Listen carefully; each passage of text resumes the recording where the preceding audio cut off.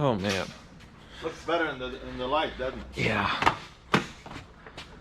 A dirty barn find 355.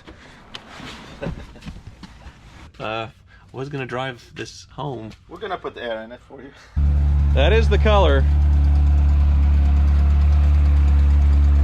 I mean, you know, it's always a convertible a little bit, isn't it? Yeah. Hi. It's crushing you. It's eating me. It's not doing all of its things, and instead it's just trying to decapitate me. Welcome to Hoovie's Garage, the dumbest automotive channel in all of YouTube, and I've just landed in Houston to get a second chance at a car that I bought years ago, but it had a very, very bad ending.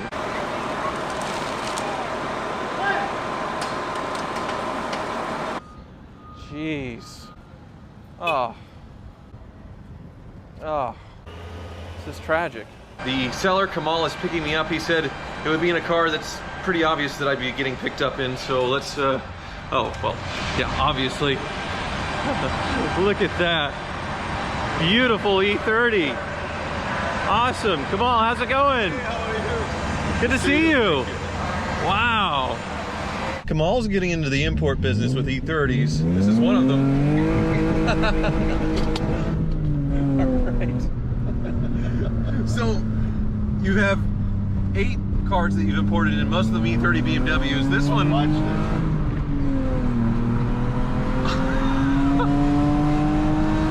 Obviously not the stock engine in this one, no? No, it's got the S50, the E36 engine. I used to race cars, so don't be worried. Okay.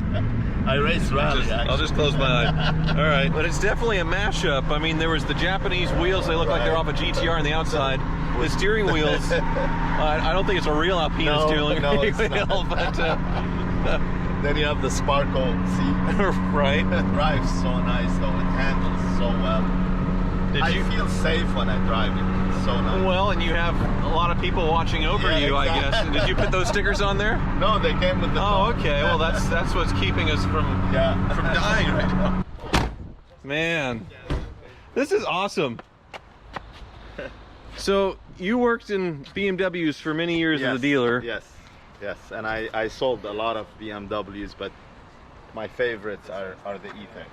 Yeah, and you're getting in the business of doing it, so you have to sell them, right? Of course. Huh? COVID kind of put a ding in our work. How much? I'd like to get about 16 for it. 16,000. I gotta say, I'm not sure about the GTR wheels on an E30. It's definitely a look, but... I get stops on this car all the time. Whoa.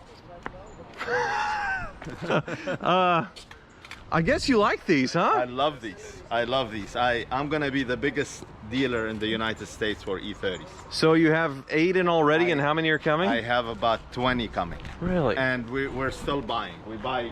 I buy them every month. I have my cousin in Europe that picks them up from all over the world, and he ships them. So are all these for sale? Yes. Well, this one is actually sharp with the body kit. Very nice car.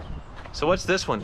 This is an ES. This is a E30 ES. This is an original car. We think it sold here in the United States, and then it was shipped to Europe. You've got the yes, Western New England College Commuter 9293. Yes. So this was originally a yuppie car right here. Yes. And then it ended up in Lebanon? It ended up in Lebanon, and my cousin kind of got a hold of it, and he called me on it, said, let's buy it right away. Well, it is very nice. It's really a beautiful car. About 18. Yeah. They've gotten more expensive over the years. Yes, and they're the hottest car right now. Yeah. They're really going up in price, and you know, everybody likes them. This one is the V8 swap. Really? With the 6-speed transmission. These steering wheels are interesting. Yeah, the steering wheel is... Holy moly. Yeah. There's no room for air conditioning on this car, so you don't have a compressor. Well, they had to move the brake booster, I see, as well, to get it to fit. Right. Holy moly. I mean, it red lines like in no time. It's so fast and so crazy fast.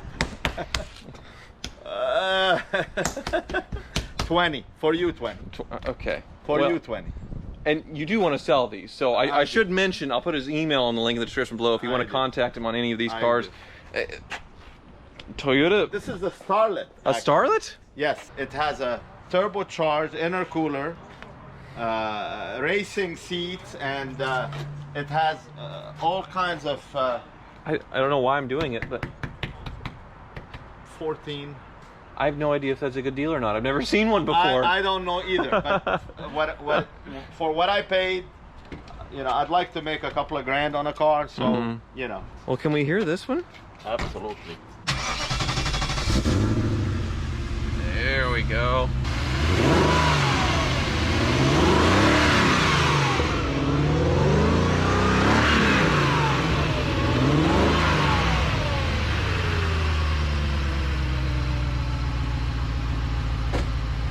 Very fast. I mean, it scares me. I drive fast cars, but this one is up there.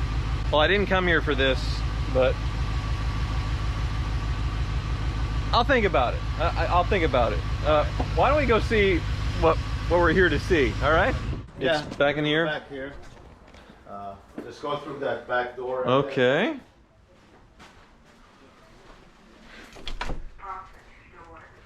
Well, I'm not greeted with a Ferrari, but boy, this is really cool. Oh, yeah. 68? No, that's a 67 GT, the deluxe package. 4-speed manual, factory air conditioned, and factory power steering. Very nice. Is it for sale? Yeah, I'll sell this one. How much? 46. Well, I sold my fake one for actually that kind of money, but it was a fastback. This is well, nice car. Yeah, it's optioned out. It's really nice. Whoa. A pagoda in China blue. Pagoda in China blue. Oh my goodness. And this one is not for sale. That's my baby. So there's some that aren't for sale. Yes. All right, and then a Z Turbo. Z Turbo, one owner, lady owned, from new, books and records. Look at that cell phone. Yeah, still has the cell phone, and when you open the door, the lady talks to you and tells you the door is open. I had a LeBaron that did that. 8 grand. 8 grand. We'll get you that. Well, very nice car. That's the cheapest one we've seen so far. Yes. I know nothing about this old BMW, but it doesn't have a windshield. This is a 501. It's got the suicide doors. Here, let me show you. Which is pretty cool. And I'm sorry, I got distracted here with the E-Type. No problem. 1970 Series 2. Also nice car. Also for sale? No. What? No.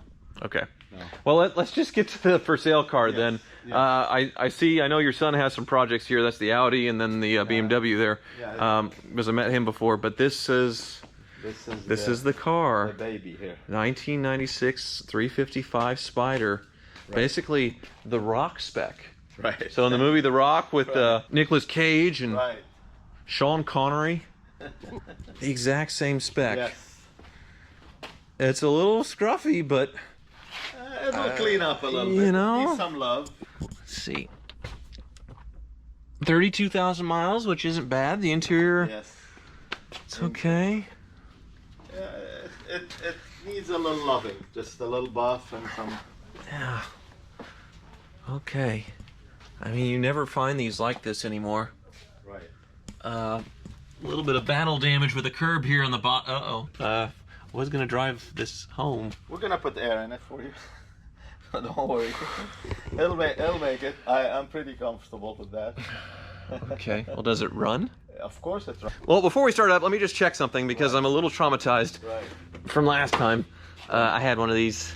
Yeah, the recall on these was for fuel fittings. They would rub on the engine and catch fire, which I was waiting. I needed to do a belt service. Right. And I thought I could wait a few more months. The car had lived that long with the original fuel lines, and it decided not. So this one, obviously... it's been done. Yeah, those metal braided fuel lines are aftermarket, and it's been done. There you go.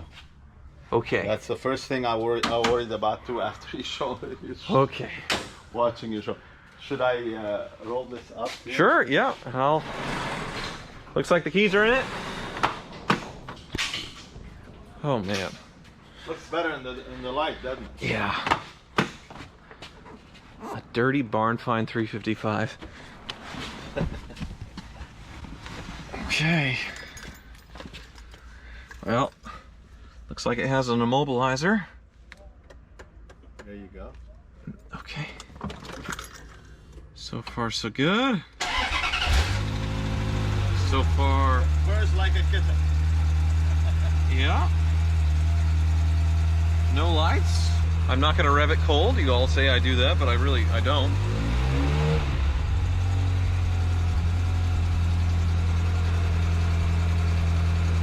Well, maybe we can put air in that tire and let's back it out into the sun, huh?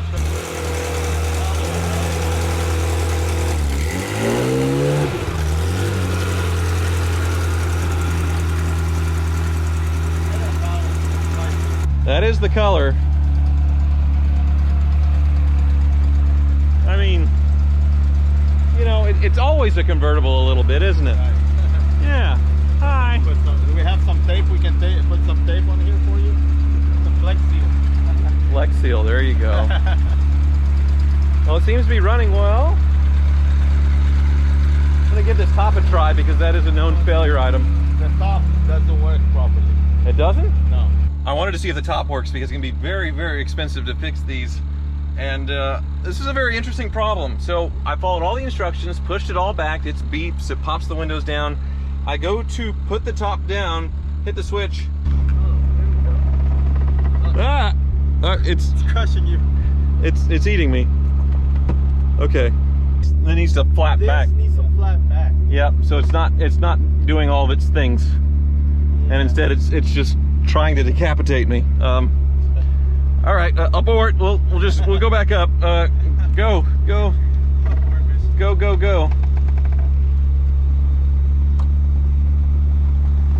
Ooh. All right. Let's try and close you back up. All right. Well, that's something. How about a test drive? I haven't driven one of these since my last one. Yeah, you should be fine. Burned to the ground. I really like my 348 because it has manual steering, just a more, you know, analog feeling. But the power of these, there's no disputing, obviously. Wow. The sound on it is amazing. Oh, yeah. That sounds like Capristo. Yeah. Is it Capristo? Yeah, it is a Capristo. Just some Cinque Valmole, there huh? There you go, let's go.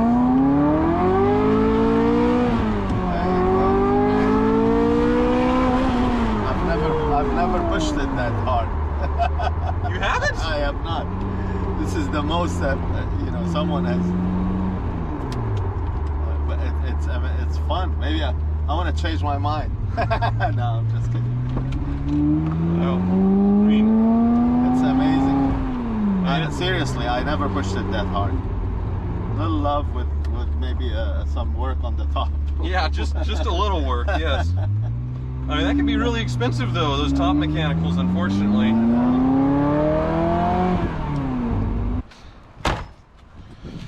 Yeah. And the belt service was done 5-ish years About ago? 4 or 5 years ago, that's what I was told. Okay. Well, it has its cosmetic issues, and Right. the top is a big variable, but I mean, you never find these cheap anymore. Right. They've gotten into the stratosphere when it comes to price. This is probably the last chance I'll ever have to buy a cheap 355 ever again. I'm doing it. I'm doing it. You are welcome. Thank you. It's a little oily on the valve covers. I mean, how many Hoopty 355s are left on this earth? I have to buy it. Absolutely. Now we have to drive 500 miles home in a car that just had a flat tire 5 minutes ago. You'll be fine. Trust in Ferrari.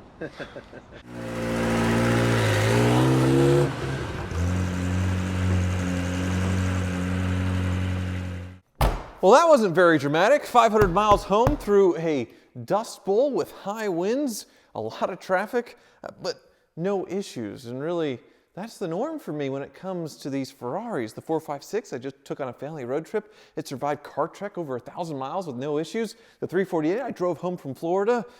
So what gives? I probably just jinxed myself right now by saying that, especially since the last time I had a 355, I probably didn't even put 500 miles on it before, well, that fuel line went loose and the car completely burned to the ground. And it was really sad because that was my first experience ever with an exotic car. And of course, I was very lucky to find that 100,000 mile 348 for $35,000, which is my favorite car, or, well, it may still be my favorite car because there are a lot of pluses with the 355. I'll probably get into my next video talking about the differences of the cars, and we're coming up on 2 years of ownership with the 348, but this thing, 380 horsepower versus 296. It's like 20 less horsepower than a 360, yet you get an experience in a car that you just can't get with any modern Ferrari. That 6-speed gated shifter with plenty of power, but not too much that you're going at a speed to experience some excitement. That is completely dangerous and would send you directly to jail. With these cars, you can really enjoy them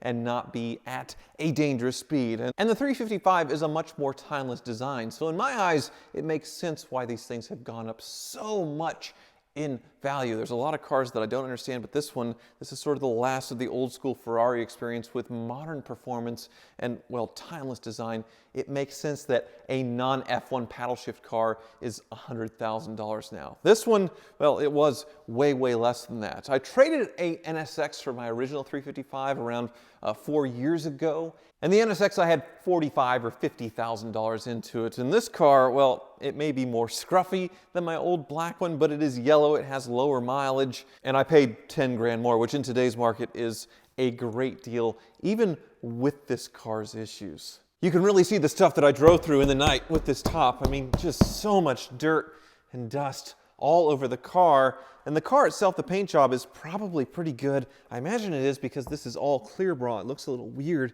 Probably can't see it with video, but it's a clear bra on the entire car, which unfortunately, the clear bra couldn't protect the car from whatever smack this is, which, yeah, a lot of damage there. Paint peeling on the door here, so I'll have to paint at least this far down in yellow on the car to fix it. In addition, the wheels, they look like they were restored with a rattle can, and they're peeling really badly, absolutely hideous, along with the lug nuts, so that's something. Of course, the tires. This one was flat, but the date codes are like 2003 on the fronts and I think 13 on the rear, so it'll need a new set of tires. The air conditioning doesn't work, the top doesn't work, and the interior, though, it is actually pretty nice. The seat's a little weathered, but not too bad. It doesn't have any of the sticky button issues. This console, I took it out of the way. It's broken a little bit, but covers just fine. The cigarette lighter didn't work, so I had to buy a power port to get home. The top obviously doesn't work, but the horn does. And that just takes me back to childhood, playing on the PlayStation like Need for Speed or something like that, driving the Ferrari and honking the horn over and over again because I thought it was so awesome. Buying one of these 4 years ago was such a big deal, and it took every time that I had, and it was a very short-lived thing. Now, obviously, I have a lot of cars, but I really never got to experience the 355, so I'm excited to do so. Plenty of cargo space for traveling. Suspicious white powder, though, all over. This thing needs lots and lots and lots of detailing, as you can see. But nothing that seems terminal except for one thing, one little scary thing on this car that I heard when I bought it, and, well, it's a noise.